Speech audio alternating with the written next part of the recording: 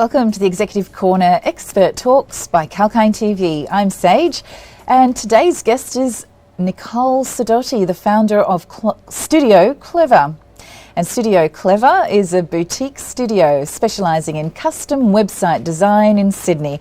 They focus on user experience design and website optimisation strategy to make it easier to run businesses, market the services and win more clients. And as you know, we bring you the industry advocates and successful business owners to help you discover the insights of the stock markets.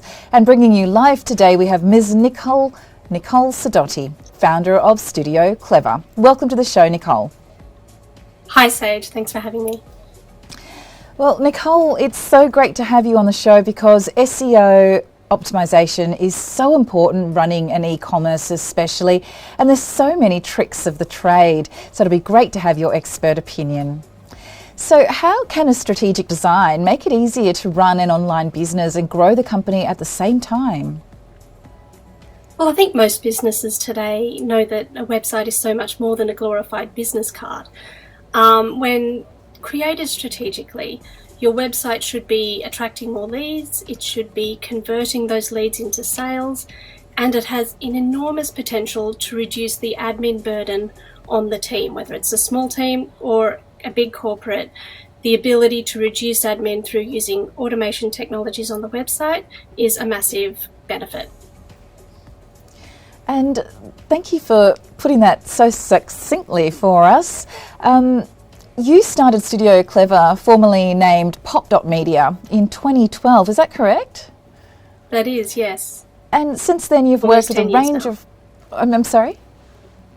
Sorry, I just said almost 10 years now, yeah. Absolutely, yes. And you've worked with a range of companies, from tiny startups to associations, scaling businesses like Ola Cabs, Australia and New Zealand, all the way up to corporates such as Optiva, Allianz and News Corp as well. So Nicole, in this journey, what are the key things that you've learned and implemented while strategizing custom websites for your current clientele? So the key thing really is that everything needs a solid foundation. It's all about what the client wants, what the business is trying to achieve. So I think that's one area where a lot of websites that you might see on the internet are missing the mark.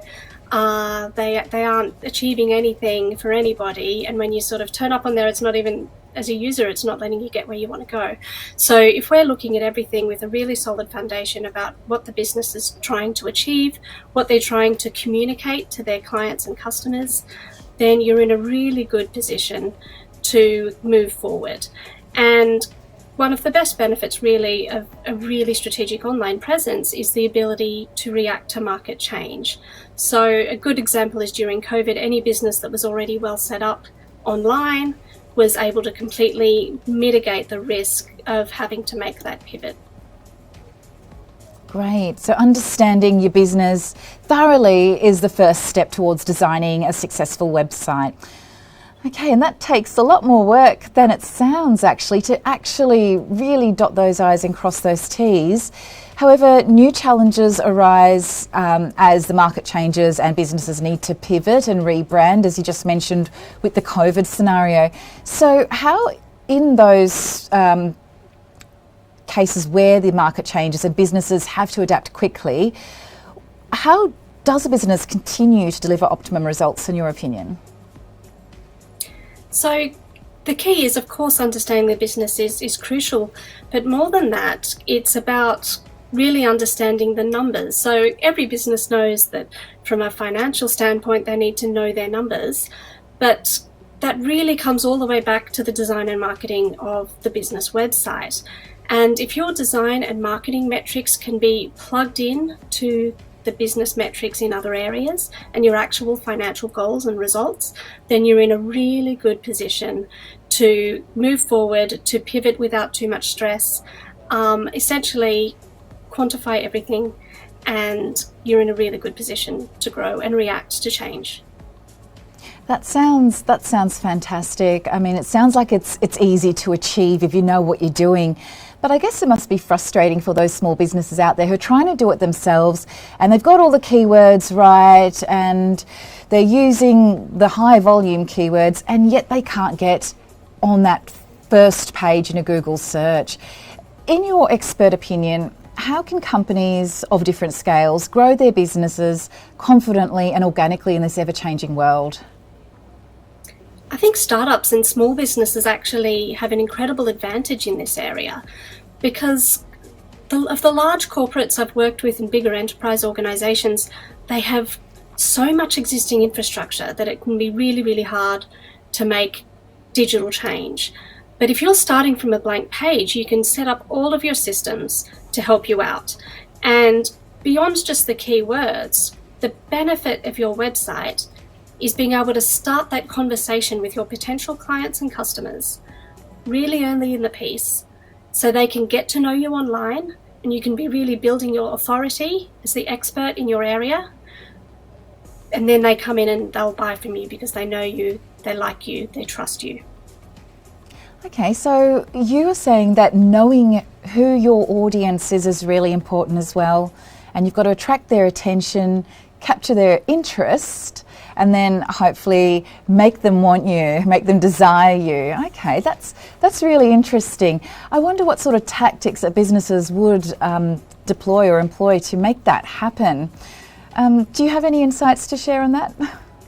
I do. So one of the main tactics I always advise businesses to get on with is blogging, and it can be terrifying to a lot of businesses to start writing, but writing a blog post has an enormous advantage where you can be having a conversation with your client about your expertise.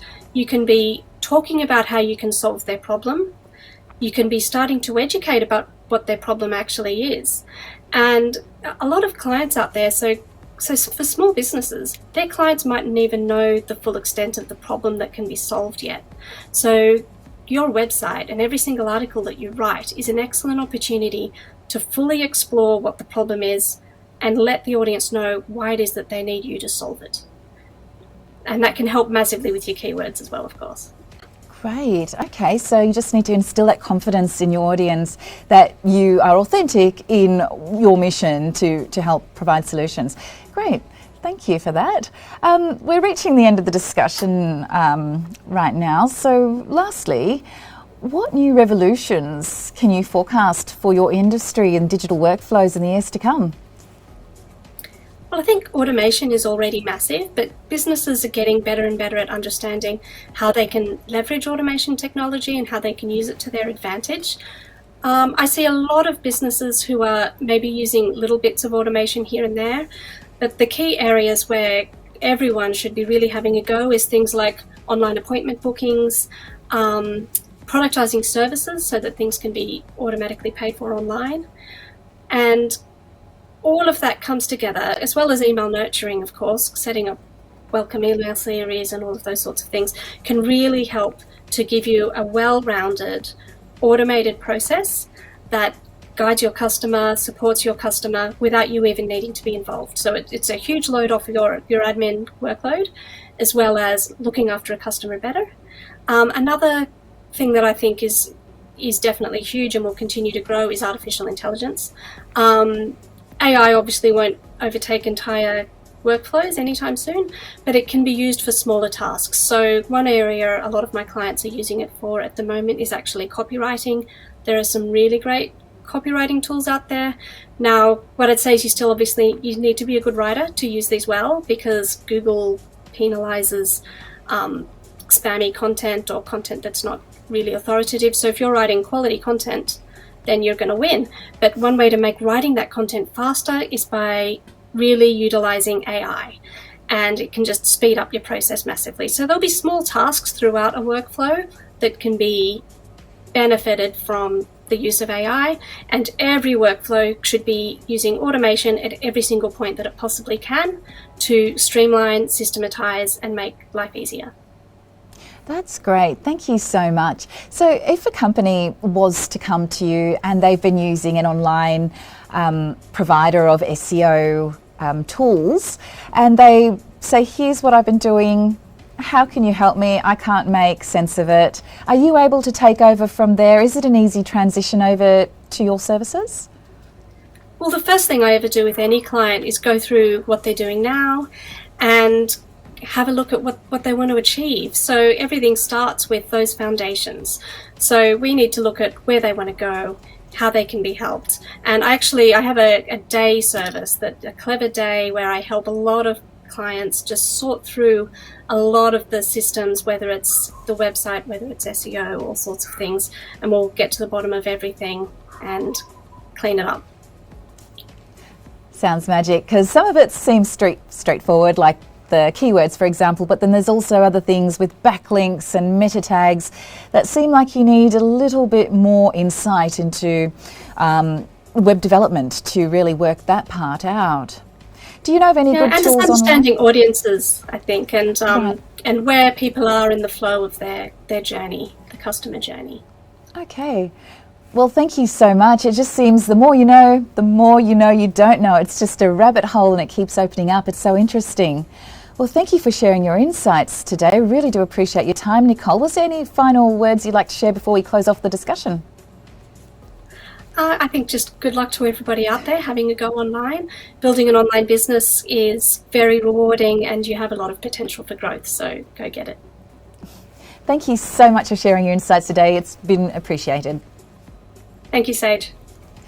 And if you've just joined us, we had a very informative discussion with Ms Nicole Sidoti, who is the founder of Studio Clvr.